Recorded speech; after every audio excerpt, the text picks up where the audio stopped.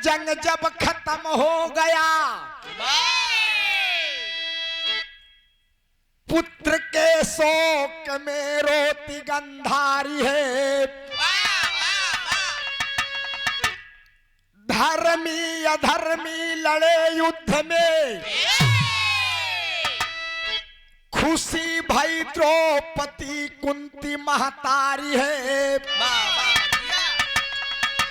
एक दिन पांचों पांडव एकत्रित हुए, अरे कौन राजा बने पूछ गिरधारी है।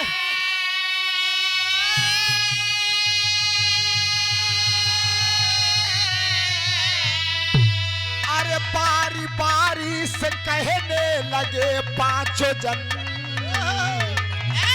मैं बनूंगा नृपति हंसते बनवारी है।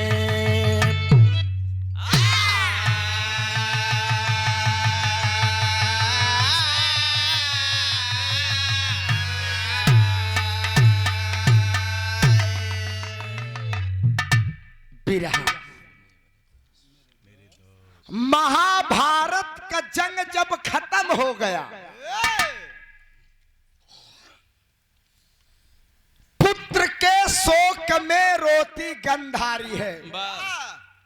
बिरहा सुने वाले मेरे दोस्त, गंधारी रोने लगी कि अरे बाप रे बाप, मेरे 100 बेटे इस दुनिया में नहीं रहे। धर्मी अधर्मी लड़े युद्ध में, धर्मी लड़े ना धर्मी लड़े। खुशी भाई द्रौपदी कुंती महतारी है। द्रौपदी पांचों पांडवों की पत्नी खुशी हो गई कि हमारे पति महाभारत की लड़ाई जीत गए। कुंती खुश होकर नाचने लगी, मग्न हो गई कि मेरे पांचों बेटों ने महाभारत की लड़ाई जीत लिया। एक दिन की बात है, आनंद कंद मुकुंद मुरली मनोहर कन्हैया पांचों पांडव के पास आए और कहने लगे कि भाई साहब, ए अर्जुन, ए भीम भैया, कहन हाँ भगवान, कहन आप लोगों ने महाभारत की लड़ाई जीत लिया। कहन भगवान जीत लिए। कहन नहीं बतावा, पांचों जने में अब हस्तिनापुर का राजा के बने। आखिरी राजपाट के संहारी। तब इसी जगह अहंकार की उत्पत्ति होने लगी। अर्जुन गांडीव धनुष ले खड़ा बहन कहने भगवान, मैंने कर्ण जैसे योद्धा का वध किया है, राजा हम बना। कन्हैया जान गेन किनके अहंकार, कहन हमसे बड़ा धनुधारी धरती पे क्यों बा नहीं। इतने में भीम खड़ा करान, कहन तू, कहन भगवान राजा हम बना। कहन तोहरे अंदर का काबिलियत बे। महाराज मेरे पास 10,000 हाथियों का बल है। कहन हम गदाधारी यही, जे करे पास 10,000 हाथी के बल हो, वो राजा बनी कि एहर ओहर वाले बनी। कहन तू बैठ जा। नंबर लगा नकुल के, कहन तू, कहन महाराज हमहू राजा बनब। राजा के सुंदर हो, हम सुंदर रही, राजकुमार हम ही बनब। कहन बैठ जा। नंबर लगा सहदेव को, सहदेव से कन्हैया कहन आप, कहन भगवान राजा। कहन तोहरे अंदर कौन काबिलियत बा। कहन लोग मुझे सहदेव पंडित कहते हैं, बिना हमारे सलाह से कौनो काम हो नहीं। कहन तू बैठ जा। अब नंबर लगा धर्मराज युधिष्ठिर का दोस्त। कहन युधिष्ठिर आप, युधिष्ठिर ने कहा कि भगवान आप जिसको चाहे राजा बना दें, जिसको चाहे रंक बना दें। महाभारत की लड़ाई में हम लोगों में तनी औकात कहाँ थी। हम लोग लड़ाई नहीं जीते भगवान, महाभारत की लड़ाई आप जीते हैं। तब कन्हैया जान गए कि 4 भाई का अहंकार है, पचे भाई के अहंकार। एक लाइन गीत लगा बका।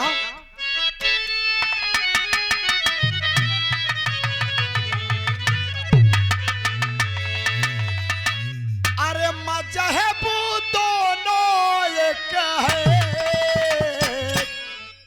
बस बदला करीना है।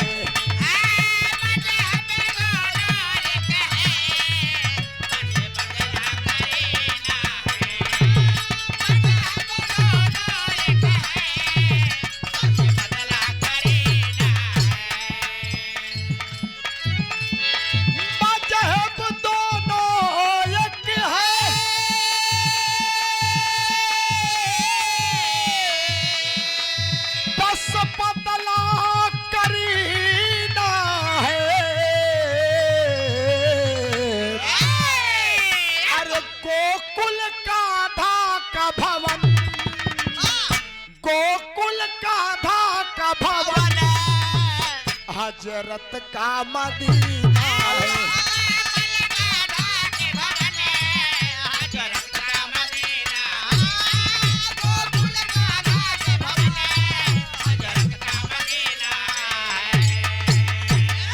आप हम दोनों कलाकारों के गार्जियन बाबू बुधराम यादव जी जिनके दरवाजे पर यह कार्यक्रम चल रहा है, 101 रुपए का पुरस्कार देकर हौसला बढ़ाए मैं बहुत बहुत प्रणाम करता हूँ।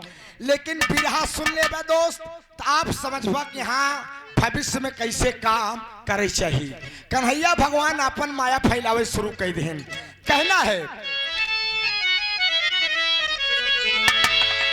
जरा गौर से सुनिएगा महाभारत की कहानी है।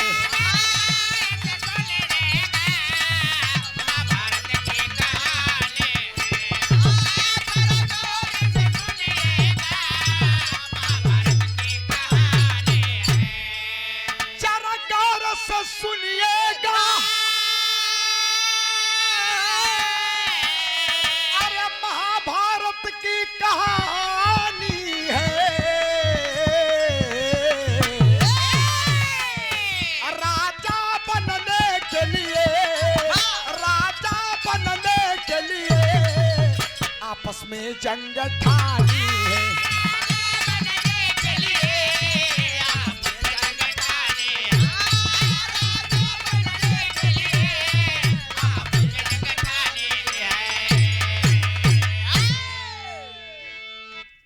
कन्हैया भगवान कहने भाई साहब भीम न्यावा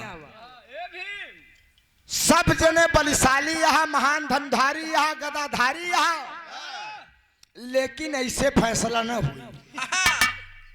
राजा के बनी फैसला अपने आप हो। पांचों जने सोचन फैसला अपने आप ससुर कैसे होई। कहन ऐसा है पांचों भाई के हम 5 स्थान पे भेजब, हुआ से लौट के ऊपर फैसला अपने आप हो जाए कि हस्तिनापुर के राजा के बने। भीम गदा लई कुछ रन कहने भगवान है भगवान पहले हम जाब। कहन कहाँ जाई। कहन ऐसा है भीम तू चला जा संगम नगरी तीर्थराज प्रयाग। कहन भगवान तब। कहन हुआ से लौट के ऊपर तो हम बताई देव कि राजा। तब भीम गदा लेके तैयार हो गए कहानी के शुरुआत पर। चला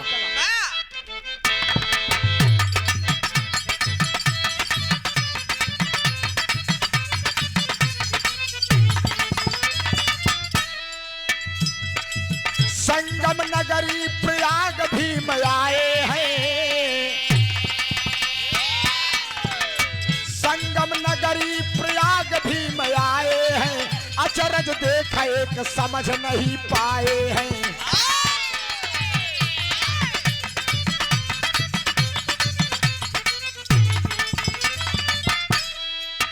पहुंची आए प्रयाग आए देखत का है। 2 पैरों में हाथी हंस एक दबाया है। 2 पैरों में हाथी हंस एक दबाया है। मांस का टुकड़ा हंस चोच में लटकाया है।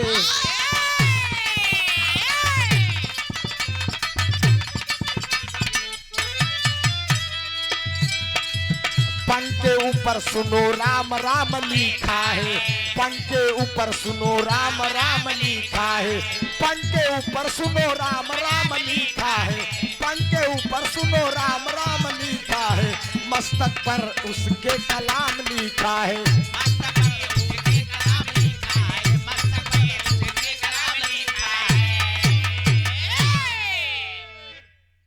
भीम प्रयागराज पहुंचे, रामधार बाबू सोया न, प्रयागराज पहुंचे, एक बहुत बड़ा हाथी देखते हैं।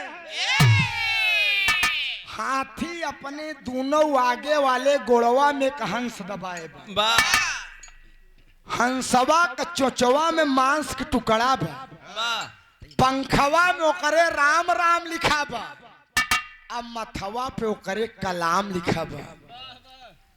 भीम सोचन यार हम कैसे अचरत देखत ही, हाथी हंस के दबाए गोड़े में, पंखा में राम राम, मस्तक पे कलाम और चोचवा में मांस के टुकड़ा। ई हंसवा सरवा न हिंदुए दिखात बा, न मुसलमान नहीं लागत बा, नहीं मुसलमान नहीं लागत बा। भीम काफी देर समझन बूझन पंचाओ, भीम के समझ में ना आए। भीम गदा लेन हस्तिनापुर, कन्हैया भगवान देखन कहने ए भीम आवा आवा आवा भाई साहब आए गया। कहन हाँ भगवान, कहन का देखे, कहन भगवान हम बहुत बड़ा अचरज देखे। कहन बैठ जा। कहन भगवान फैसला राजा कैसे होई, कहन बैठ जा, पांचों जने लौट के ऊपर फैसलवा अपने आप ही हो जाई। इतने में धनुष उठाए, अर्जुन खड़ा बन, कहन भगवान हम जाओ, कहन तू जाबे, कहन तू राजा बनबे, कहन भगवान कर्ण के हम न मारे हो तो लड़ाई के जीत पावत का, कहन ऐसा है तू चला जा काशी।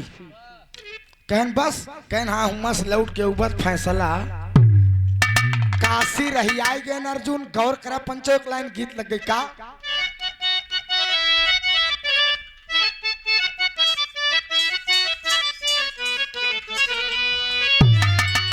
अरे आग लागो ए सैया,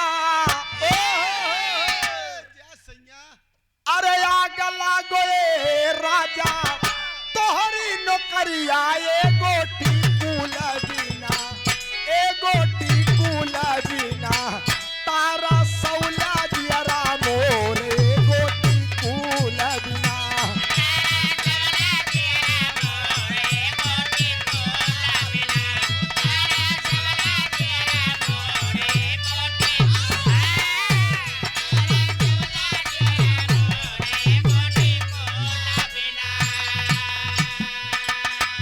लेकिन भाव दिया गया, गौर करिएगा, काशी नगरिया गईले, काशी नगरिया गईले, अर्जुन धानु धरिया, मतिया मारी गईली ना, मतिया मारी गईली ना, रहले मनवा में विचार, मतिया मारी गईली ना।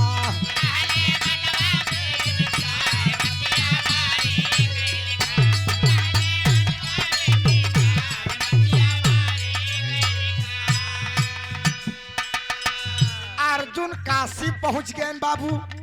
अर्जुन का देखता है, एक कुआं बीच चार रहले चारों ओरिया,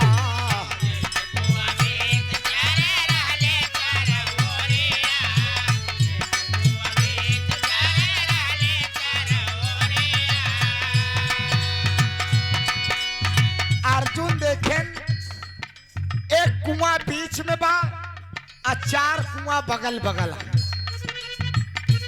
कहन अरे यार पांच कुआं एक लगन दिखा, चार कुआं भरना पावई एक कुआं नीरिया,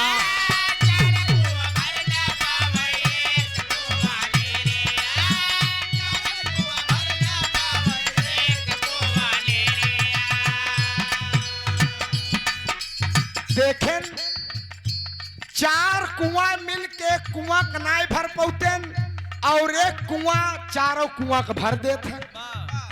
अर्जुन सोचे यार ई सरवा कैसे न चरा जाए, कि मतलब एक कुआं 4 कुआं भर दे तो 4 कुआं एक कुआं का वही कुआना पे गैया बछियवा का जन्म दे और गैया बछियवा का दूधवा लगी पी। गैया जब बछियवा का दूधवा पियला अर्जुन सोचे न रे ये हम का देखत है ये कुआना पे गाय आई गैया एक बछिया के जन्म दे और गैया बछियवा के दूधवा पियला। अर्जुनो काफी देर समझे उन्हों समझ में नहीं आए उन्हों अपन गांडी धनुष लेन बाण दबाएन चल देन और हस्तिनापुर पहुँचेन कन्हैया भगवान कहन भाई साहेब ए अर्जुन आवा आवा अर्जुन आवा आई गया कहन हाँ भगवान कहन का देखे कहन भगवान हम देखे एक कुआं बीच में 4 कुआं बगल बगल एक कुआं 4 कुआं भर देता रहा लेकिन 4 कुआं एक कुआं के और भगवान सबसे बड़ा अचरज देखे वही कोना पे गाय आए गैया बछियवा के जन्म दे और गैया बछियवा के दूधवा। कन्हैया कहन कुछ समझ पाया कहन नहीं भगवान कहन बैठ गया राजा बन गया कहन हाँ भगवान कहन तब कहन बैठा भाई बताई थी हम अब नंबर लगा नकुल के कहन आपो राजा बन गया कहन भगवान हम देखे बड़ा सुंदर है बड़ा नीक है भगवान राजा का सुंदर हो चाहिए कहन तब कहन ऐसा है तू चला जा मथुरा हुआ से लौट के उबत फैसला हो जाए। एक लाइन मल्लाह गीत लगी मास्टर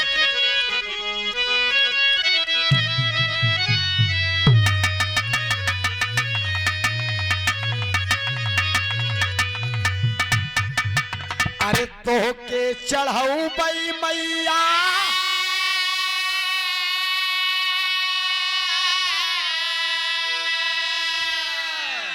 अरे नारियर चुनारिया हो की गंगा जी हो की गंगा जी पार कैदा मारियू नवारिया हो की गंगा जी